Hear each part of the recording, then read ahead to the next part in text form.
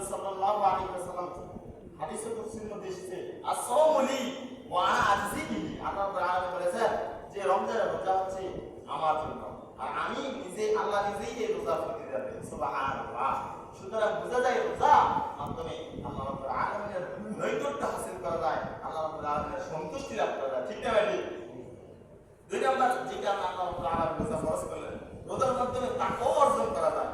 যেটা আল্লাহ রাব্বুল আলামিন বলে দিলেন লাআল্লাকুম তাত্তাকুন, যাতে করে তোমরা মুত্তাকি হতে পারো।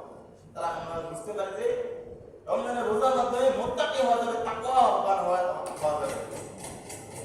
আর আল্লাহ রাব্বুল আলামিন এই রমজানের রোজার মাধ্যমে অফুরন্ত রহমত বরকত নাযিল হয়, অফুরন্ত রহমতের বাকিদার হয়ে যাবে।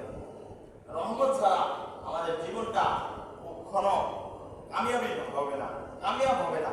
আল্লাহ রাসূল সাল্লাল্লাহু আলাইহি ওয়াসাল্লাম বলেছেন ইদা দাখালা রমাদান ফুতিহাত আবওয়াবুর রাহমা। সুবহানাল্লাহ।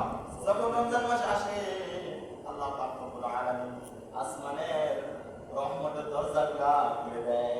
সুবহানাল্লাহ।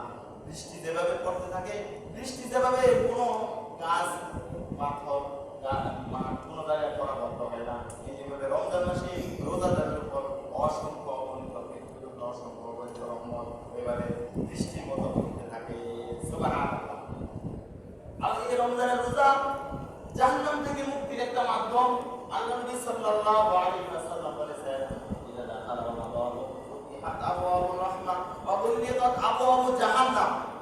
এই রমজান মাসের ফজিলতের কারণে, বরকতের কারণে আল্লাহ রাব্বুল আলামিন জাহান্নামের দরজাগুলো বন্ধ করে দেয়। সুবহানাল্লাহ।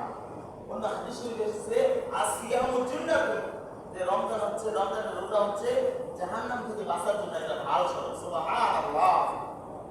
আমাদের এই রমজান মাসের রোজা যারা মুমিন বান্দা, একজন মুসলমান বান্দার অন্তরে যত রকমের প্রবৃত্তি আছে, খারাপ যত স্বভাব আছে, মনের যত রোগ আছে, সমস্ত রোগ বেড়া থেকে বান্দা মুক্তি পেয়ে যায়। সুবহানাল্লাহ।